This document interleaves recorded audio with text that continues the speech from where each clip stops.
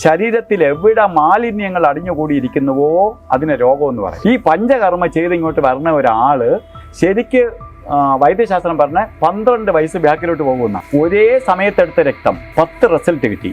ഈ റിസൾട്ടിനെ ബേസ് ചെയ്തിട്ടാണ് ഡോക്ടർമാർ മരുന്ന് എഴുതണേ, ഇവനെ കൊണ്ട് മരുന്ന് തീറ്റിക്കാൻ തുടങ്ങണേ. ഇങ്ങനെ ഓരോ അവയവങ്ങളും ലേസിയാവും. ഞാൻ ഇന്ന് വരെ എൻ്റെ ജീവിതത്തിൽ ഒരു ദിവസം പോലും ഹോസ്പിറ്റലിൽ കിടന്നിട്ടില്ല. മരിക്കുന്നവരെ നമ്മളുടെ നിൽക്കുന്നതാണ് നമ്മുടെ ശരീരം. നമ്മളെ ശരീരത്തിന് നമ്മളുടെ ഉള്ളത് അൺകണ്ടീഷണൽ ലവ് ആണ്. അപ്പോൾ ഈ എല്ലാത്തിനെയും ക്ലീൻ ചെയ്യാനായിട്ട് ഒരേ ഒരു മാർഗ്ഗമേ ഉള്ളൂ, അത് ആയുർവേദം മാത്രമേ ഉള്ളൂ. നമുക്ക് തന്നിക്കണം നമ്മളെ സ്വന്തം എന്ന് പറയുന്നത് നമ്മുടെ ശരീരം മാത്രമേ ഉള്ളൂ. ഇന്ന് ഇവിടെ വന്ന് ഇരുന്ന് നിങ്ങളെ മുമ്പിൽ വന്നിരുന്ന് എൻ്റെ ജീവൻ തന്നത് തൊട്ട് ഞാൻ എന്തെങ്കിലും ആയിട്ടുണ്ടെങ്കിൽ എൻ്റെ ജീവനെ എനിക്ക് തിരിച്ചു തന്ന ആളാണ്. ഈ പഞ്ചകർമ്മ ചെയ്ത് ഇങ്ങോട്ട് വരുന്ന ഒരാള് ശരിക്ക് വൈദ്യശാസ്ത്രം പറഞ്ഞ 12 വയസ്സ് ബാക്കിലോട്ട് പോകുമെന്നാണ്. 12 വർഷം മുമ്പ് നിങ്ങൾ എങ്ങനെ ഹെൽത്തി ആയിരുന്നോ അതുപോലെ ആവും. പിന്നെ ഒന്നേ തുടങ്ങാം. പിന്നെ അവൻ ഇതിനെ മെയിൻ്റെനൻസ് ചെയ്ത് കൊണ്ടുപോയാൽ പിന്നെ വലിയ കുഴപ്പമില്ല. ഇല്ലെങ്കിലും പിന്നെയും ചെയ്യാമല്ലോ 12 വർഷം കഴിയുമ്പോൾ. അപ്പോൾ ഇതാണ് പഞ്ചകർമ്മ. നമ്മളെ ശരീരത്തിനെ കംപ്ലീറ്റ് ക്ലീൻ ചെയ്തെടുത്താൽ എല്ലാ ഓർഗനും വർക്കാവും. ഈ രോഗം എന്ന് പറഞ്ഞാൽ എന്താണെന്നറിയാമോ? രോഗം എന്ന് പറഞ്ഞാൽ എന്താണെന്നറിയാമോ? രോഗം ഇന്ന് ഡോക്ടർമാരെല്ലാം പറയും നിങ്ങൾക്ക് ഇന്ന രോഗം, അസുഖം ഇന്ന രോഗമാണ്, ഇന്ന രോഗമാണെന്ന് പറയും. രോഗം എന്ന് പറഞ്ഞാൽ ഒന്നില്ല, വൈദ്യശാസ്ത്രത്തിൽ രോഗമില്ല. പിന്നെ എന്താണ് രോഗം എന്ന് പറഞ്ഞാൽ ശരീരത്തിൽ എവിടെ മാലിന്യങ്ങൾ അടിഞ്ഞുകൂടിയിരിക്കുന്നുവോ അതിനെ രോഗമെന്ന് പറയും. എവിടെ വേണോ ശരീരത്തിൽ മാലിന്യം അടിഞ്ഞുകൂടാം. നമ്മളെ ലിവറിൽ മാലിന്യം അടിഞ്ഞുകൂടിയാൽ ഫാറ്റി ലിവർ ആവും. ലിവർ വേണ്ട രീതിയിൽ പ്രവർത്തിക്കില്ല. അപ്പോൾ ലിവറിൻ്റെ പ്രവർത്തനം നിലയ്ക്കും പതുക്കെ പതുക്കെ. ഹാർട്ടിലേക്ക് വന്നാൽ ഹാർട്ടിലെ കൊഴുപ്പെല്ലാം കൂടി അടിഞ്ഞു കൂടിയിട്ട് ഹാർട്ടിൻ്റെ പ്രവർത്തനം ആദ്യം ബ്ലോക്ക് വരും, മറ്റത് വരും, മറിച്ച വരും. ഇങ്ങനെ അതങ്ങ് താഴോട്ട് പോകും. കിഡ്നിയിൽ വന്നാൽ അങ്ങനെ. പെണ്ണുങ്ങൾക്കാണെങ്കിൽ യൂട്രസിൽ തൈറോയിഡ്, ചവർ ഇതെല്ലാം മാലിന്യമാണ്. ഇത് കുറേ ദിവസം കഴിയുമ്പോൾ ഡോക്ടറെ അടുത്ത് പോകുമ്പോൾ അവർ പറയും നമുക്ക് ഈ മാലിന്യത്തിനെ എടുത്ത് കളയാം. എന്ത് ഈസി, ഒരു സർവീസ് ചെയ്യാനും പോകണ്ട, ഒന്നും വേണ്ട. ഉടനെ തന്നെ മറ്റേ ഹാർട്ടിനാണെങ്കിൽ ഉടനെ 2-3 സ്റ്റാർട്ടൊക്കെ ഇട്ട് ഇതൊക്കെ ഇട്ട് കൊണ്ടുപോകും. കുറച്ച് ദിവസം കഴിയുമ്പോൾ അവർ പറയും ഇതിൽ നിൽക്കില്ല, നമുക്ക് അല്ലാതെ ചെയ്യാം. ഇങ്ങനെ ഓരോ നമുക്ക് ഈ മാലിന്യത്തെ എടുത്ത് കളയുകയാണ്, മാലിന്യത്തെ ശരീരത്തിൽ നിന്ന് ക്ലീൻ ചെയ്ത് കളയുകയാണ് ആയുർവേദം. ആയുർവേദത്തിലൂടെ നമുക്കിതിനെല്ലാത്തിനും പരിഹാരമുണ്ട്.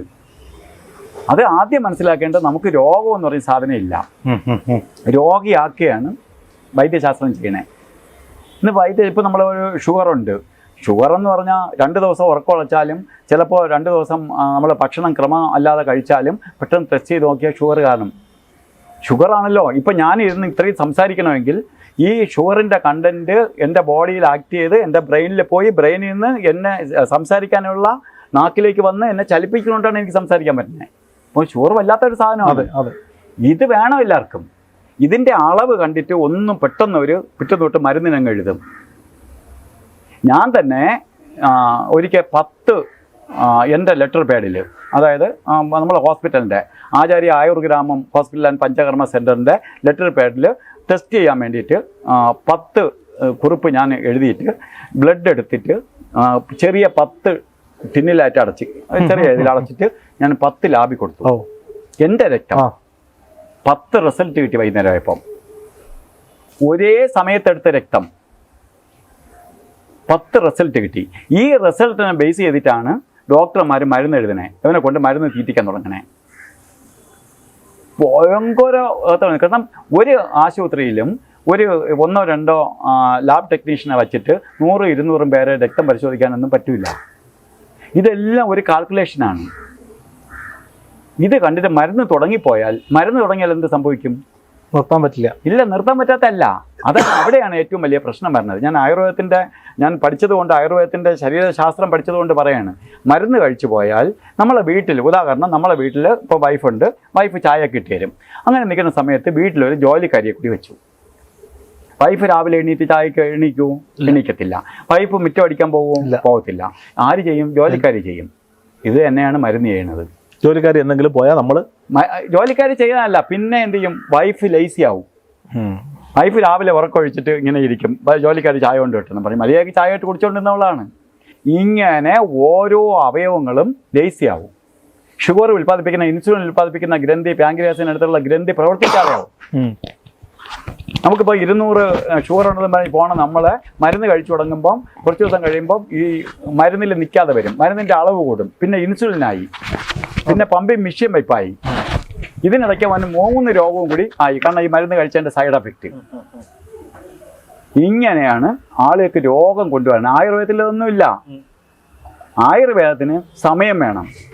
ശരീരത്തിനെ കൊണ്ട് ഈ നഷ്ടപ്പെട്ട സെല്ലുകളെ തിരിച്ചു കൊണ്ടുവരികയാണ്. നമ്മുടെ ശരീരത്തിന് ക്ഷീണിച്ച ഓർഗനെ ഉത്തേജിപ്പിച്ചെടുക്കുകയാണ്. ഇത് ഒരു ദിവസം കൊണ്ട് ചെയ്യാൻ പറ്റൂല, സമയമെടുക്കും. പഞ്ചകർമ്മ ചെയ്യണമെങ്കിൽ 35 ദിവസം വേണം മിനിമം. ഒരു കർമ്മയ്ക്ക് 7 ദിവസം. ഒരു കർമ്മ ചെയ്യണമെങ്കിൽ 7 ഡേയ്സ് വേണ്ടി. 5 കർമ്മ ചെയ്യണമെങ്കിൽ തന്നെ 35 ദിവസം വേണം. ശരിക്കും പഞ്ചകർമ്മ ചെയ്യാനായിട്ട് നമ്മളെ ഹോസ്പിറ്റലിലൊക്കെ പറഞ്ഞതിൽ കറക്റ്റായിട്ട് പറഞ്ഞതെന്ന് വെച്ചാൽ ഫോറിനേഴ്സ്. അവർ നെറ്റിലൊക്കെ നോക്കി പഠിച്ച് ഓരോ കോഴ്സ് ചെയ്യാൻ 45 മിനിറ്റ് എങ്കിൽ 45 മിനിറ്റ് സമയമെടുത്ത് അവർ വളരെ കറക്റ്റായിട്ട് വന്ന് നമ്മൾ പറയുമല്ലോ 40 മിനിറ്റ് അല്ലേ ആയുള്ളൂ എനിക്ക് ചെയ്തത്, 5 മിനിറ്റ് കൂടി ഉണ്ടായിരുന്നല്ലോ. കാരണം അത്ര പക്കയായിട്ടാണ് അവർ ചെയ്യണേ. അവർ ആ സമയത്ത് പറയുന്ന ആഹാര ക്രമീകരണം എല്ലാം പാലിക്കും. ഈ സമയത്ത് നമ്മൾ വേസ്റ്റ് ഉള്ളിലേക്ക് അധികമായിട്ട് കയറ്റാൻ പാടില്ല. നമ്മൾ വേസ്റ്റ് എടുത്ത് കളയല്ലേ. ഈ സമയത്ത് വേസ്റ്റ് കയറ്റാൻ എന്ത് ചെയ്യും? ഒരാൾ മുറ്റം അടിച്ചുകൊണ്ടിരിക്കുകയാണ്, അവിടെ വീണ്ടും കുറേ ചവറിടുകയാണ്. ആ മുറ്റം അടിച്ചിട്ട് വല്ല കാര്യം ഉണ്ടാ. നമ്മൾ ഉള്ളിൽ ക്ലീൻ ചെയ്യുന്ന സമയത്ത് നമ്മൾ ആ അതാണ് പഥ്യക്രമം എന്ന് പറയണേ. ചിലർ പറയും ആയുർവേദത്തിന് ഭയങ്കര പഥ്യം, ആയുർവേദത്തിന് ഭയങ്കര ഒരു പഥ്യമില്ല. ഇതിൻ്റെ സിസ്റ്റം മനസ്സിലാക്കി നമ്മുടെ ശരീരത്തിൻ്റെ ഉള്ളിൽ ക്ലീൻ ചെയ്യുന്ന സമയത്ത് നമ്മളെ ശരീരം ഫ്രീ ആക്കി വിടുക. ഈ സമയത്ത് ശരീരത്തിന് വേറെ പണി കൊടുക്കാതിരിക്കുക. നമ്മുടെ ശരീരത്തിനെ ക്ലീൻ ചെയ്യുന്ന സമയത്ത്, ഇപ്പോൾ വണ്ടി സർവീസിന് കയറ്റിയിരിക്കുന്ന സമയത്ത് സർവീസിൽ അകത്ത് കെട്ടി ഓടിക്കാൻ പറ്റുമോ? വണ്ടി സർവീസ് ചെയ്ത് ഇറക്കിട്ട് എന്നിട്ട് ഓട്ടിക്കാം, ഓയിലൊക്കെ ചേഞ്ച് ചെയ്ത് ഒക്കെ കഴിഞ്ഞിട്ട് ഓട്ടിക്കാം എന്ന് പറഞ്ഞു. ഇതാണ് ആയുർവേദത്തിൻ്റെ സിസ്റ്റം. അപ്പോൾ നമുക്ക് തല തൊട്ട് കാല് വരെയുള്ള കോംപ്ലീറ്റ് കേടും മാറ്റിയെടുക്കാം, നല്ല ഹെൽത്തി ആക്കിയെടുക്കാം. കാരണം അത് ഗ്യാരണ്ടീഡ് ആയിട്ട് നമുക്ക് ചെയ്തെടുക്കാം. ഞാൻ ആയുർവേദം പഠിച്ചു, ഇതൊക്കെ ചെയ്യണുണ്ട്. ഇപ്പം ഞാനിപ്പോൾ 55 വയസ്സ് കഴിഞ്ഞ ആളാണ്. സ്ഥാപനങ്ങളിൽ ഒട്ടനവധി ആയുർവേദ ഡോക്ടർമാരും ജോലി ചെയ്യും. എൻ്റെ 5 ഡോക്ടേഴ്സ് ആയുർവേദ ആശുപത്രി ജോലി ചെയ്യുന്നത്. ഞാൻ മരുന്നുണ്ടാക്കിയാണ്, ആചാര്യ ഫാർമ. ഞാൻ മരുന്നുണ്ടാക്കിയാണ് ട്രീറ്റ്മെൻറ്റ് ചെയ്യണേ. കാരണം എന്തുകൊണ്ടെന്ന് വെച്ചാൽ ഇന്ന് വാങ്ങുന്ന മരുന്നുകളിലെല്ലാം പ്രിസർവേറ്ററി ചേർത്ത് മരുന്ന് ആയുർവേദ മരുന്നിൽ തന്നെ ചീത്തയാവാതിരിക്കാൻ വേണ്ടി വയ്ക്കാം. പിന്നെ ആ മരുന്ന് തീർന്നില്ലേ, വിഷം ചേർക്കല്ലേ, അപ്പോഴുണ്ടാക്കി ട്രീറ്റ്മെൻറ്റ് ചെയ്യാൻ. അപ്പോൾ അങ്ങനെ ചെയ്താണ് കൊണ്ടുപോകണേ. ഇത്രയും ദിവസം നമ്മൾ വെച്ചാൽ ഞാൻ ഇന്ന് വരെ എൻ്റെ ജീവിതത്തിൽ ഒരു ദിവസം പോലും ഹോസ്പിറ്റലിൽ കിടന്നിട്ടില്ല, ഇന്ന് വരെ. കാരണം ഞാൻ ആയുർവേദത്തിൽ പൂർണ്ണ വിശ്വാസം അർപ്പിച്ചുകൊണ്ട് ഞാൻ ജീവിച്ചു പോകുന്നത് കൊണ്ട് എനിക്ക് അറിയാം എൻ്റെ ശരീരത്തിൻ്റെ അവസ്ഥ. ഞാൻ എൻ്റെ അവസ്ഥയ്ക്ക് മോശമായി വന്നാൽ ഞാൻ അതിനെ എന്തെങ്കിലുമൊക്കെ ചെയ്ത് നേരെയാക്കിയിരിക്കും ആയുർവേദത്തിലൂടെ. ഞാൻ വേറെ ഒരുത്തിന് ചെയ്യാൻ പറ്റും. ഞാൻ ഹിമാലയത്തിലേക്ക് കയറുന്ന സമയത്ത് വളരെ കഷ്ടപ്പെട്ട് കൊച്ചു ചെറുപ്പക്കാർ വരെ എൻ്റെ ഇവിടെ നടന്നെത്തൂല. അമർനാഥ് പോകുന്ന സമയത്തും അതുപോലെയാണ്, നടന്നെത്തൂല അവർ. ഞാൻ അങ്ങനെ സെന്ററിൽ വന്നൊരു പഞ്ചകർമ്മ ചികിത്സ ചെയ്യാൻ തീരുമാനിച്ചു. അല്ല, ചെയ്ത് കഴിഞ്ഞാൽ താങ്കളെ മോഡലാക്കിക്കൊണ്ട് ഞാൻ ബാക്കി ആളുകളെ പിടിക്കും. അവർക്കൊരു മോഡൽ വേണമല്ലോ. അപ്പോൾ താങ്കളെ മോഡലാക്കാന്ന് പറഞ്ഞാൽ എനിക്ക് എളുപ്പമാണ്. കാരണം അങ്ങനെ കാണാൻ വന്ന ദിവസം മുതൽ ഇങ്ങോട്ട് ഓരോ ദിവസവും ഞാൻ ശാരീരികമായി അനുഭവിക്കുന്ന ബുദ്ധിമുട്ടുകൾ ഞാൻ വരുമ്പോൾ തീർച്ചയായിട്ടും എന്തായാലും അത് ചെയ്യണം. അല്ല, മൊത്തത്തിൽ ഞാൻ പറഞ്ഞില്ലേ, നമുക്ക് ചെയ്യേണ്ടത് ഏതെങ്കിലും ഒരു ഭാഗത്തിൻ്റെ ശരീരത്തിന് ഒരു ഭാഗമല്ല ഉള്ളത്. ശരീരത്തിന് മൊത്തവും നമ്മളെ വക തന്നെ. ശരീരത്തിൻ്റെ അയ്യോ എനിക്ക് കാല് മാത്രമേ എൻ്റെത്, കൈ മാത്രമേ എൻ്റെത്, നടു മാത്രമേ എൻ്റെത്, വയറ് മാത്രമേ എൻ്റെത്, തല മാത്രമേ എൻ്റെത്, എല്ലാം എൻ്റെത് തന്നെ. അപ്പോൾ ഈ എല്ലാത്തിനെയും ക്ലീൻ ചെയ്യാനായിട്ട് ഒരേ ഒരു മാർഗ്ഗമേ ഉള്ളൂ, അത് ആയുർവേദം മാത്രമേ ഉള്ളൂ. ഒരുപക്ഷെ അതൊരു നിമിത്തമായിരിക്കും. കാരണം അങ്ങനെ കാണാൻ വരുന്ന ദിവസങ്ങളിൽ തന്നെ എനിക്ക് തീരെ വയ്യാതാവുന്ന ഒരു സാഹചര്യമുണ്ട്. അല്ല, അത് ഞാൻ ചെയ്യുമെന്ന് പറയാൻ കാരണം എന്ന് വെച്ചാൽ, ഇപ്പോൾ താങ്കളെ ചെയ്താൽ എനിക്കൊരു ഗുണം പറഞ്ഞ കാര്യം എന്ന് പറഞ്ഞാൽ, താങ്കളെ എല്ലാ ചാനലിൽ കാണുന്ന എല്ലാവർക്കും അറിയാം ഇങ്ങനെ നല്ല വണ്ണത്തിരിക്കുകയാണ്. ഈ ആളിനെ ഞാനൊരു കൊച്ചു പയ്യനാക്കി മാറ്റിയെടുത്ത അത് മാത്രം മതി, അതാണ് ഞാൻ മോഡലാക്കുമെന്ന് പറഞ്ഞത്. വേറെ പരിപാടി വേണ്ടല്ലോ. മറ്റൊരാളിനെ നമ്മൾ ഫോട്ടോ ഒക്കെ എടുത്ത് വെച്ച് വീഡിയോ ഒക്കെ പിടിച്ച് ഇതല്ല, ഒരു 3-4 വർഷം മുമ്പുള്ള എന്റെ വീഡിയോകൾ മറ്റു ചാനലുകളുണ്ട്. തീർച്ചയായും അവിടെ നിന്ന് എന്റെ വണ്ണം വെച്ച് വന്ന ഈ ഒരു സാഹചര്യം ഇപ്പോഴുണ്ട്. തീർച്ചയായും. അല്ല, ഇതൊക്കെ മാറ്റാൻ പറ്റുന്ന ശരീരമാണ്. കാരണം അത് ചില ആൾക്കാർ നമ്മളെ അടുത്ത് പറഞ്ഞത് തന്നെ first stage, second stage, third stage, fourth stage. ജീവിതത്തിന്റെ സാഹചര്യം കൊണ്ടുണ്ടാവുന്ന ടെൻഷൻ കൊണ്ടായിരിക്കും. ഞാൻ ഒരു 1.5 വർഷം, അതായത് ഈ അരിക്കൊമ്പൻ വിഷയം നടക്കുന്ന സമയത്തൊക്കെയുള്ള എന്റെ വീഡിയോസ് ഇടയ്ക്ക് ഇങ്ങനെ ഫീഡിൽ കയറി വരുമ്പോൾ ഞാൻ ദൈവമേ അന്ന് വണ്ണമുണ്ട് എങ്കിൽ പോലും എന്റെ മുഖം ഇതല്ല, മനസ്സിലായി. വേറെ കുറച്ചുകൂടി ചെറുപ്പമാണ്, കുറച്ചുകൂടി ഗ്ലേസിംഗ് ആണ്. ഇപ്പൊ വീഡിയോയിലൊക്കെ വന്നിരിക്കുമ്പോൾ ഞാൻ പിന്നെ ചില സാഹചര്യങ്ങളിലൊക്കെ നല്ല ലൈറ്റ് ഒക്കെ ചെയ്ത് വലിയ കുഴപ്പമില്ലാതെ ചിലപ്പോൾ വെക്കും, ചിലപ്പോൾ കയ്യിൽ പോയി. അങ്ങനെയല്ല, നിങ്ങളൊക്കെ കൊച്ചു പിള്ളേരാണ്. കാരണം ജീവിതത്തിന്റെ ഒരിടത്തും എത്തിയില്ല. കാരണം വയസ്സ് ശരിക്കും പറഞ്ഞാൽ ഇപ്പം നമ്മൾ രണ്ടുപേരും അപ്പുറത്തിപ്പുറത്തേക്കാണ്. എന്നെ കാലം ഒരു 10-20 വയസ്സിന് ഇളയ പയ്യനാണ്. 10-20 വയസ്സിന് ഇളയതാണ്, മനസ്സിലായില്ലേ? ഇപ്പൊ നമ്മൾ രണ്ടുപേരും കൂടി കൊണ്ട് ഓടിക്കാൻ വിട്ടാലേ ഞാൻ ഓടില്ല. അതാണ് ഞാൻ പറഞ്ഞത്.